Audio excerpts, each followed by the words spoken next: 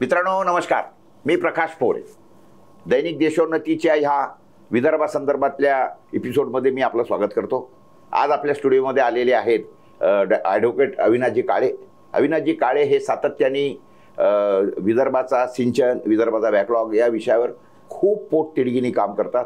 अनेक PIL त्यांनी टाकलेले आहेत. अनेक वेळेला ते कोर्टामध्ये गेलेले आहेत. कितीतरी चांगले निर्णय त्यांच्या काळामध्ये आपल्याला मिळालेले आहेत. आपण आज आपल्या स्टुडिओमध्ये त्यांचं स्वागत करूया. काळे साहेब नमस्कार.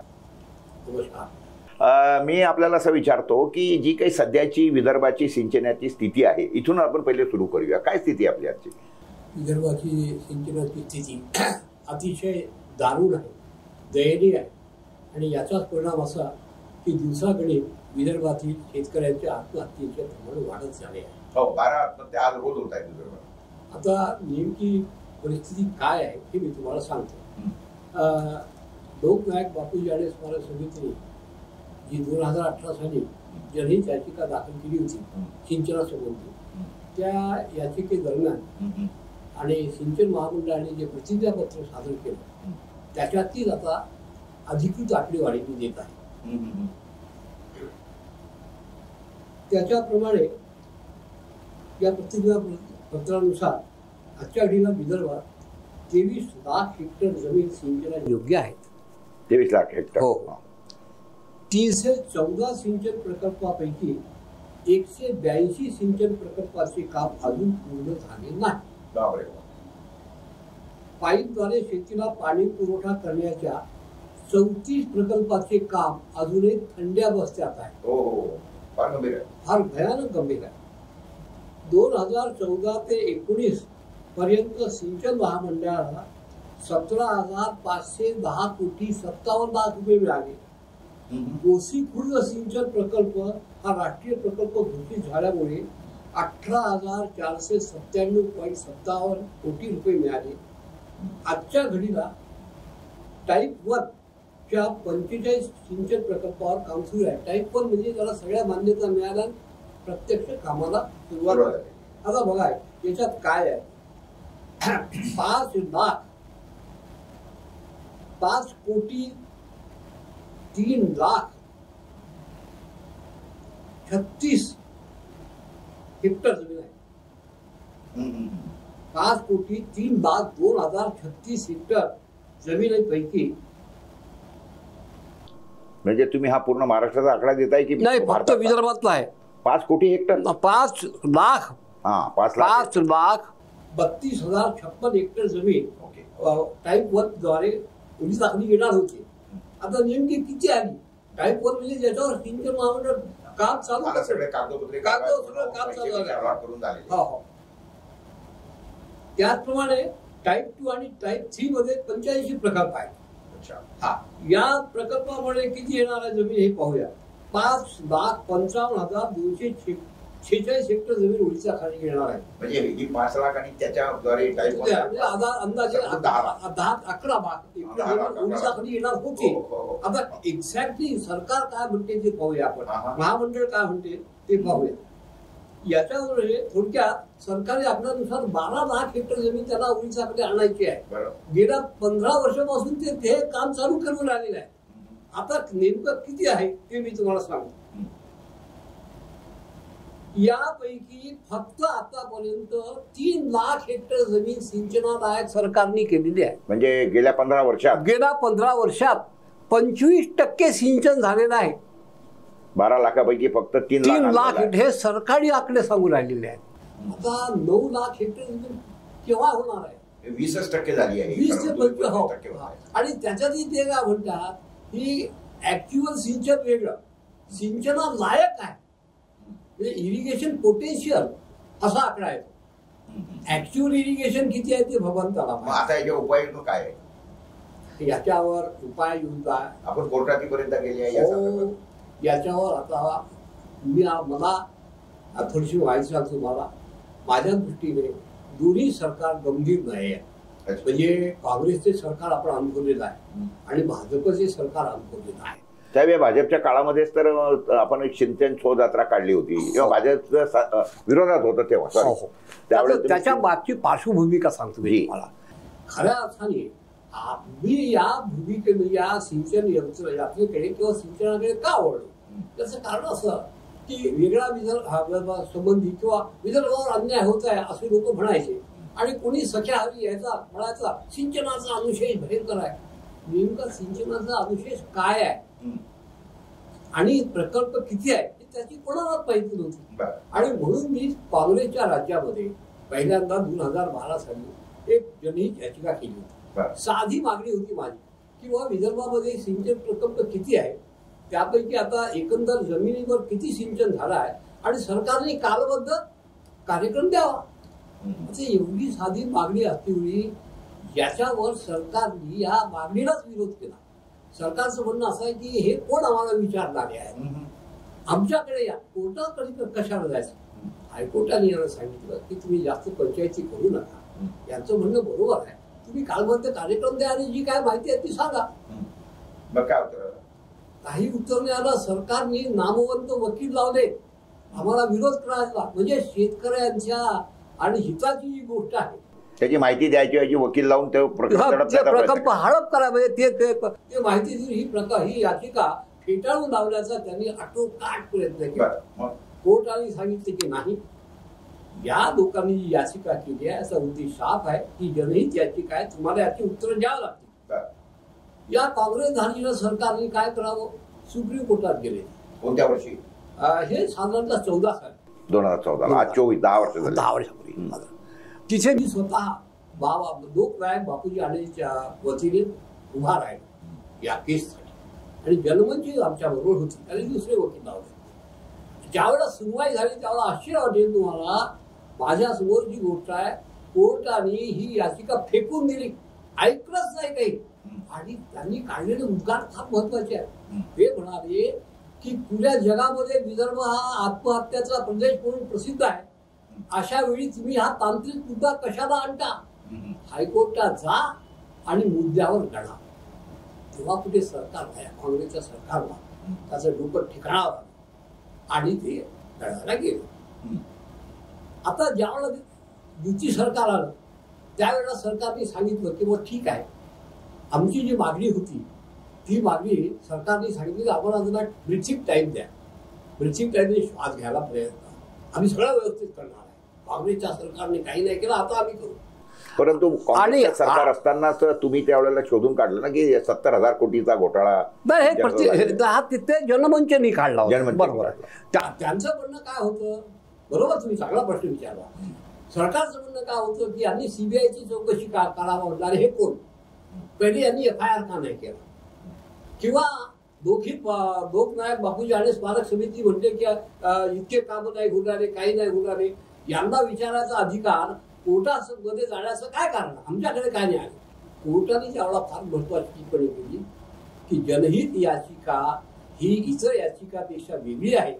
जनतेच्या संबंधी महत्वाचे असलेले प्रश्न उपस्थित करण्याचा अधिकार जनहित याचिकेला दिलेला आहे आणि त्याच मुद्द्यावर आम्ही लढाई लढलो. आता मग कोर्टाने काय सांगितलं त्यावेळेला देवेंद्र फडणवीस सरकारच्या वकिलांनी सांगितलं की बाबा आम्ही आता ACB अँटी करप्शन ब्युरोद्वारा छगन भुजबळ सुनील तटकरे आणि अजित पवार या तिघांची चौकशी करू. मग आम्ही प्रश्न उपस्थित करू हे तिघच का हो बाकीचे जे कोणी ऑफिसर असतील जे कॉन्ट्रॅक्टर असतील त्यांचं काय. तेव्हा मग सरकारने सांगितलं ठीक आहे आम्ही या सगळ्या लोकांची चौकशी करू आणि आता आम्हाला जरा टाइम द्या. आणि आम्हाला टाइम मिळाल्यानंतर मात्र आम्ही भरपूर प्रमाणात चांगलं काम दिला कोर्टाने. कोर्टाने सांगितलं ठीक आहे तुम्ही आता यांना टाइम देऊ आपण आणि यांनी जर काही काम नाही केलं तर परत तुम्ही कोर्टात येऊ शकता. अशा तऱ्हेने ही याचिका निकाली काढली. आता 5 वर्ष युतीचं सरकार होतं काय केलं तर सांगतो 14 साली हा निर्णय झाला. 14 ते 19 हो तर या 3 वर्षामध्ये आम्ही काय केलं 14 ते 19 मध्ये एक सिंचन शोध यात्रा काढली. याच्यामध्ये वेगवेगळ्या संघटना होत्या म्हणजे जनमंच होती वेद होती भारतीय किसान संघ होता आणि स्वदेशी जागरण मंच. आम्ही जवळजवळ 3 वर्ष 42, 43, 44 डिग्री तापमान असले 19 ते 20 सिंचन प्रकल्पाला भेट दिली. मोसी खुर्दची तर इतके हा बेहाल आहे की 2 कालवे आहेत तिथे, उजवा आणि डावा. तो एक कालवा जवळजवळ 90 किलोमीटरचा आहे. त्या कालव्यामध्ये इतकं रज्जिकाम होतं आणि आमच्या बरोबर पत्रकाराची टीम पण यायची. सगळं पाहिल्यानंतर आम्ही अतिशय उद्विग्न झालो. आम्हाला एकही असं धरण दिसलं नाही की ज्या धरणामधून पाणी सगळीकडे गेलेलं आहे, शेतकऱ्याला मिळालेलं आहे. एक तुम्हाला गंमत सांगतो, ज्यावेळेला आम्ही बेवडा काचं प्रकल्प पाहायला गेलो ना, एक शेतकरी आला, साहेब माफ करा, या बेंगळा प्रकल्पामुळे आम्हाला काहीच फायदा होत नाही, हे जे तुम्ही जे कालवे काढल्या ते तात्काळ बंद करायला सांगा. आणि म्हटलं कसं काय, कालवे जर काढले तर लोकांना पाणी मिळेल. अहो कशाचं पाणी मिळते, कालव्यातून पाणी आल्यावर ते समोर जातच नाही, हे पाणी आमच्या शेतात येते. इतकं निकृष्ट दर्जाचं काम होतं. हे सगळं पाहिल्यानंतर परत एकदा लोकनायक बापूजी आणि स्मारक समिती आणि तिच्या जे अध्यक्ष अमृत दिवाण यांनी याचिका केली. आणि या याचिकेत आम्ही स्पष्ट सरकारला सांगितलं, कोर्टाला सांगितलं की आता बंद झालं, कोर्टाने आता एक एक्सपर्ट कमिटी नेमावी आणि या एक्सपर्ट कमिटीने सगळं पाहावं काय काय चालू आहे. त्याचं कारण असं की आम्ही पाहिलेली परिस्थिती आणि सरकार सांगत असलेली परिस्थिती या जमीन आसमानचा फरक आहे.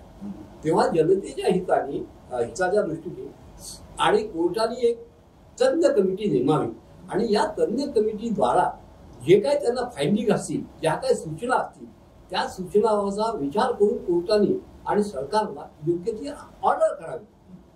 आणि यानुसार पुन्हा हे पुन्हा कमिटी स्थापन व्हायचीच होती. पुन्हा केस चालू झाली. In the mean while corona आला. आश्चर्य म्हणजे सरकारने जे प्रतिज्ञापत्र दाखवलं, सरकार कोणते असं गंभीर नाही आहे. विदर्भाच्या बाबतीमध्ये सरकार गंभीर नाही आहे, निष्क्रिय आहे आणि थापेबाजी करते. दोन्ही प्रकारचा अनुभव आम्हाला आलेला. या सरकारने ऍफिडेव्हिटवर सांगितलं सगळेच्या सगळे प्रकल्प आम्ही 2022 पर्यंत पूर्ण करू. सांगा, ऍफिडेव्हिटीला कोर्ट लावा. आम्हाला मी थक्कच हवं.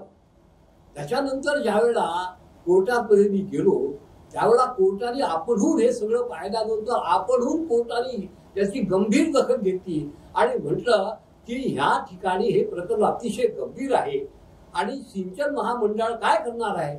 या सिंचन महामंडळाला पैसा कोण देतो, शासन देतं. तेव्हा आता आणि याच्याशी संबंधित अनेक सरकारचे विभाग संबंधित आहे.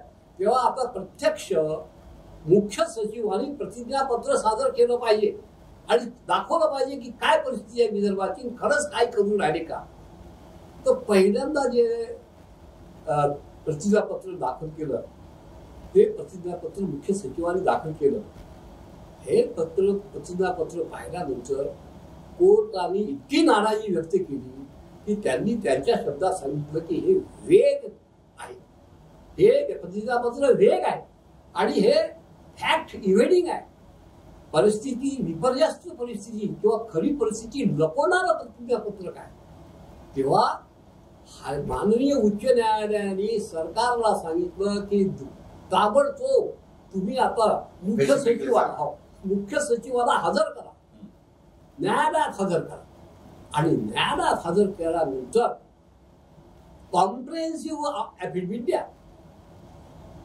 त्यांनी त्या ऍफिडेव्हिट दिलं आणि आता त्या ऍफिडेव्हिट मध्ये आणि काहीही नाही आहे, old wine in new bottle सारखा आहे. त्यांच्या ऍफिडेव्हिट मध्ये देखील हेच सांगितलं आहे, जे प्रतिज्ञापत्र फार काही विशेष फरक नाही आहे. आणि आश्चर्य म्हणजे त्यांनी काय सांगितलं, आता मी सांगतो. आपण सरकार म्हणते की आम्हाला पैसा मिळाला नाही, पैशाची पॉसिटी ऑफ फंड असं लिहिलेलं आहे त्यांनी. आणि दुसरीकडे यांच्या ऍफिडेव्हिट मध्ये असं सांगितलेलं आहे की किती पैसा मिळालेला पैसा यांनी खर्च नाही केला. म्हणजे मुख्य सचिव सांगतात की विदर्भाला आम्ही जितका पैसा दिला तो पैसा सिंचन महामंडळाने खर्च केला नाही. तुम्हाला मी आता आकडेवारी सांगतो. गेल्या 10 वर्षात अंदाजपत्रकामध्ये 20,617 कोटी 89 लाख रुपयाची तरतूद केली. जनरली 21,000 कोटी रुपये दिले, पण 14,324 कोटी रुपये सिंचन महामंडळाने खर्च केले. म्हणजे 20,000 कोटी रुपये देखील सिंचन महामंडळ खर्च करून राहिलं विदर्भात. 7,000 कोटी रुपये त्यांच्याकडे पडून राहिले. वापस आले. बरं. आणि दुसरीकडे म्हणते की आम्हाला पैसे नाही, यांना काहीच करायचं नाही. म्हणजे थोडक्यात ॲपॅथी, इनॅक्टनेस ऑन पार्ट ऑफ गव्हर्नमेंट, बाकी काही नाही आहे. बरं, काय त्यामुळे- सांगायचं या सगळ्या संदर्भामध्ये की मध्यंतरी मला आठवतं की बी टी देशमुख साहेबांनी 1 दिवसाचं अधिवेशन घेतलं होतं या सिंचनाच्या अनुशेषावर, आणि गव्हर्नरनी त्याच्या संदर्भामध्ये मान्य करून सिंचनाचा अनुशेष मान्य केला, आणि तो अनुशेष हे प्रायोरिटीने भरून द्यावा अशा हे केल्या होत्या. तर हा कधीचा काळ आपल्याला आठवतो आणि त्याचं काय झालं? त्या काळ मला खरंच त्या काळाचं आठवत नाही, पण तुम्ही आता प्रत्यक्ष पहा ना. प्रत्यक्ष मी तुम्हाला आकडेवारी देऊन सरकारची की 21,000 कोटी रुपये देऊ या सरकार, म्हणजे ही नियत आहे. आणि 14,000 कोटी तुमच्या बरोबर खर्च केले आहेत का याचा काही हिशोब त्यांनी अफिडेव्हिट दिलेला आहे सगळं. हा, आणि म्हणजे हा विदर्भाच्या जनतेला घोर अपमान आहे. एकीकडे शेतकरी सिंचनाअभावी तडफडत आहेत, मरत आहे, आणि दुसरीकडे कोणत्या वर्षी दिलाय? हे आता दिलेलं आहे या आता म्हणजे? मार्च 2024. अच्छा, ओके. आता याच्यावर मी उत्तर दाखल केलेलं आहे. आता याच्यानंतर दुसरी भयानक स्थिती सांगतो तुम्हाला. काही प्रकल्प हे व्यपगत झाले, 13 प्रकल्प व्यपगत झाले. व्यपगत म्हणजे ते कधीच आता होणार नाही. अच्छा, त्याच्या सरकारने कॅन्सल केलेलं आहे. हे साईट इज नॉट फिजिबल. त्याच्यामुळे जवळजवळ 60,000 हेक्टर जमीन आपली जी सिंचनायोग्य आहे, जिला पाणी मिळू शकते, ती कधी सिंचनापासून येणार नाही. त्याच्यानंतर 10 प्रकल्प असे आहेत वनबाधित आहे. 15 वर्षापासून वनबाधित प्रकल्प आहे, अजून काहीच निर्णय होऊन झाला. आता या वनबाधित प्रकल्पापैकी तुम्हाला सांगतो 2 प्रकल्प मी सांगतो. केवळ 10 हेक्टर जमीन आहे, ती जर जंगल खात्यातून सुटली, मोकळी केली, तर 10,000 हेक्टर जमीन ओढीचा खाली येऊ शकते. मग काय प्रॉब्लेम आहे वन खात्याला?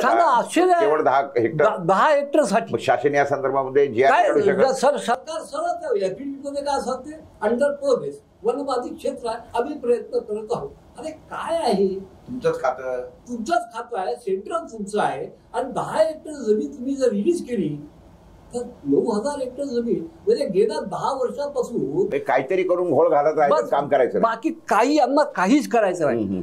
त्यामुळे आता तुम्ही जो मला प्रश्न विचारला की बा याचा उपाय एकच आहे. आता एकच उपाय आहे, कंटाळी आहे जनता. या आत्महत्या जर थांबवायच्या असतील, आता मला सांगा, महामार्ग काढला, समृद्धी महामार्ग काढला, त्याच्यासाठी 75,000 कोटी आहे त्यांच्या. अरे याची गरज नाही. हा, आणि आमचे जर 12 लाख हेक्टर जमिनीसाठी तुम्ही एक प्रकल्प व्हावं, तुम्ही काहीही करा, हे वेगळा विदर्भ झाला ना. मी सांगतो 5 वर्षामध्ये 12 लाख हेक्टर जमीन ओढीचा खाली आल्याशिवाय राहणार नाही. ही काळ्या दगडावरची रेग आहे. त्या समृद्धी महामार्गामुळे तर उलट लोकांच्या जमिनीमधून पाण्याचे निचरेचे प्रॉब्लेम आले. त्याचबरोबर मधातून ते भिंतीसारखा रस्ता झाल्यामुळे इकडचा मनुष्य तिकडे जाऊ शकत नाही, तिकडचा इकडे येऊ शकत नाही, मजूरचे प्रॉब्लेम झाले. शेतकरी त्यांचा ट्रॅक्टर बैलबंडी घेऊन जाऊ शकत नाही. त्या समृद्धी महामार्गावर हे लिहिलेलं आहे की याच्यावरून ट्रॅक्टर बैलबंडी नेण्यास मनाई आहे. सांगा, मोटरसायकल, पैदल, म्हणजे काय आहे. आणि एकीकडे म्हणतात की तो समृद्धी महामार्ग याच्यामुळे महाराष्ट्राचं ग्रामीण चित्र बदलेल. अरे ग्रामीण चित्र बदलेल म्हणजे ते बरोबर आहे. याचा अर्थ बदलेल म्हणजे अजून खराब होईल असा अर्थ आहे त्याचा. मी खेड्यातला माणूस आहे, स्वतः शेतकरी आहे. मी सांगतो तुम्हाला सर, याचे आता आर्थिक आयाम सांगू आपण. आता माझं म्हणणं असं आहे की एक हेक्टर जमीन जर ओढीचा खाली आली तर 4 लोकांना वर्षभर रोजगार मिळतो. बरोबर. जर 12 लाख हेक्टर जमीन ओढीचा खाली आली, 50 लाख लोकांना सरळ रोजगार मिळणार आहे. याच्यासाठी हे सरकार बदलणं आवश्यक आहे. म्हणजे महाराष्ट्रात राहणं हे कधीच शक्य होणार नाही. परंतु हा विषय जो आहे तो 2014च्या पूर्वी हा आज सत्तेत असलेल्या भाजपने सुरू केला. नंतरच्या काळामध्ये भाजपचं सरकार आलं, त्यांनी त्याच्यात काही केलं नाही. त्याच्यानंतर मग युती म्हणजे आघाडीचं सरकार आलं. कोणतेही, मी सांगतो ना तुम्हाला, कोणतेही सरकार येऊ द्या, कोणतंही, म्हणजे राजकीय इच्छाशक्तीचा अभाव आहे तुमचं म्हणणं. किंवा हे लोक सगळे जेव्हा सत्तेत नसतात त्यावेळेला हा प्रश्न घ्यायचा, सत्तेत आले की प्रश्नाला विसरतात. आता मी जर म्हणतो, जर खरंच विदर्भातल्या नेत्यांना, काँग्रेसच्या आणि भाजपच्या 2 प्रमुख पक्ष आहेत, जर थोडी बहुत जर इमानदारी यांच्यामध्ये असेल, थोडी बहुत जर नैतिकता यांच्यामध्ये असेल, थोडी बहुत जर भूमिपत्राविषयी सहानुभूती म्हणण्यापेक्षा असला असेल, तर खऱ्या अर्थाने यांनी आपल्या वचननाम्यामध्ये दोन्ही पक्षांनी वेगळ्या विदर्भाचं वचननाम्यामध्ये अंतर्भाव केलाच पाहिजे. ते म्हणजे एक राज्य सरकारचा विषय नाही ना तो. नाही, हा जरी राज्य सरकारचा विषय नसला तरी समजा उद्या हे जर सत्तेवर आले तर हे सरकार केंद्राला दबाव आणू शकते ना, किंवा हे बघा आम्ही म्हणतो प्रयत्न करू शकते ना. ठीक आहे ना. तर आता दुसरं मला सांगा की सध्याच्या घडीला नदी जोड प्रकल्पाची खूप चर्चा चालू आहे, तर याच्या संदर्भामध्ये थोडक्यात आपलं काय मत आहे जरा सांगा. अरे म्हणजे हे खरोखर फिजिबल आहे का? आहे. अच्छा, हा फिजिबल आहे. सरकार याचं कार्य, याची भूमिका त्याच्यासाठी सरकार जवळपास 80,000 कोटीचा प्रकल्प आहे असं त्यांचं म्हणणं आहे. तुम्हाला एक मी सांगतो, डिटेल्स देतो मी. महाराष्ट्र सरकारने आणि राष्ट्रीय जल आयोग प्राधिकरणाला पत्र लिहिलं होतं की आम्हाला काही नदी जोड प्रकल्प करायचे आहे. त्यांनी 10-12 काहीतरी सुचवले होते, तर तुम्ही त्याच्यासाठी DPR मधून आम्हाला द्या. म्हणजे महाराष्ट्र सरकारच्या विनंती वरून आणि जल आयोग प्राधिकरणाने DPR बनवून दिला 2018 साली. 2018 पासून 2024 पर्यंत नुसता थंड्या धूळ खात पडलेला हा DPR. त्यावेळेला त्याची किंमत 60,000 कोटी होती या नदी जोड प्रकल्पाची. आता 80,000 कोटी, आज 85,000 ते 85,000 कोटी झालेली आहे. गरज नसलेल्या समृद्धी महामार्गासाठी 75,000 कोटी रुपये सरकार कर्ज घेऊ शकते, पण याच्यासाठी ज्याच्यामुळे महाराष्ट्रामध्ये 50 लाख रोजगार निर्माण होऊ शकतो असे प्रकल्प करायची सरकारला गरज वाटत नाही. आणि दुसरी गोष्ट अशी आहे की दरवर्षी ते घोषणा करतात की आम्ही असं करून काहीच नाही राहिलेले आहे. लाडक्या बहिणीसाठी 45,000 कोटी आहे सरकार. आता तो प्रश्न, माझा जो विषय आहे हा याच्यासाठी संबंधित मी बोलू लागलो. वस्तुस्थिती काय हे झालेलं आहे. आता या नदी जोड प्रकल्पामुळे सगळ्यात जास्त फायदा पश्चिम विदर्भाला होणार. पश्चिम विदर्भाची भूमिका असते, बरोबर आहे, किंवा विदर्भ फक्त नागपूरलाच आहे का? नाही. हा जर नदी जोड प्रकल्प झाला तर पश्चिम विदर्भ हा लबालब होईल, मालामाल. हे मी नाही म्हणालो, हा DPR सांगतो. याचा अर्थ पश्चिम विदर्भातल्या लोकांनी या सगळ्या संदर्भामध्ये लढा चालू करणं हे अत्यंत गरजेचं. आता याच्यामध्ये या प्रकल्पामुळे एक्झॅक्टली काय होईल सांगतो थोडक्यात. हा प्रकल्प झाला नागपूर, वर्धा, अमरावती, अकोला, बुलढाणा या जिल्ह्यातील 3,71,277 हेक्टर, म्हणजे जवळजवळ 4 लाख हेक्टर जमीन ओडिशाकडे. काही धरण बिरण बांधायची कारणच नाही आहे. आपल्या जगामधलं एक मी आश्चर्य समजतो की लोक पाण्यासाठी लढाया करतात. येथे वैनगंगा पाणी म्हणजे पुराचं पाणी आहे, वैनगंगा नदीचं 50% पाणी वाया जाऊन राहिलेलं आहे. म्हणजे 50% पाणी वाया जाऊन राहिलं आणि 50% पाणी तेलंगणाने घेतलेलं आहे. म्हणजे आपलं पाणी आणि तेलंगणाने घेतलं आणि त्याने 8 लाख हेक्टर जमीन सिंचनाखाली आणली. नदी आपली, पाणी आपलं. हे राज्यकर्त्यांनी कसं काय दिलं? हे राज्य आता हेच तर समजून नाही राहिलं. विदर्भातले लोक झोपलेले आहेत, विदर्भातले नेते झोपले. म्हणूनच 8 लाख हेक्टर जमीन त्यांनी ओडिशाकडे आणून मिडीगट्टा धरण पूर्ण केलं आणि त्या धरणाचे परिणाम आपल्याला भोगावे लागले आहे. कारण ते धरणातून बॅकवॉटर जे येते ते आपल्या जमिनी खराब होऊन राहिल्या. म्हणजे असा इतका उदार प्रदेश फक्त विदर्भात असू शकतो. बरं, आता मला सांगा की याच्यामध्ये आता शेवटी एक न्यायालयीन लढा आपण लढता आहात. दुसरं याच्यासाठी मग जन आंदोलन हा एक तिसरा विषय आहे. आणि दुसरी गोष्ट म्हणजे या सगळ्या संदर्भामध्ये सत्ता बदल हा आपण एक दुसरा विषय सुचवलेला आहे. वेगळा विदर्भ करण्याचा सत्ता बदल. याच्यासाठी सत्ता बदल मला एवढंच म्हणायचं आहे की याच्यासाठी कोणत्याही पक्ष येऊ द्या, शेवटी ते लोक विदर्भातलेच आहेत ना. काँग्रेसचे असो की भाजपचे असो, विदर्भातील मंडळीचं ते विदर्भातले आहेत. तेव्हा त्यांनी आता मानवतेच्या दृष्टिकोनातून आणि संविधानिक हक्काच्या right to live with dignity, आम्हाला जगण्याचा अधिकार संविधानाने दिला. पण हे सरकार ते कोणते असो फक्त मरण्याचा अधिकार देऊन राहिलेला आहे.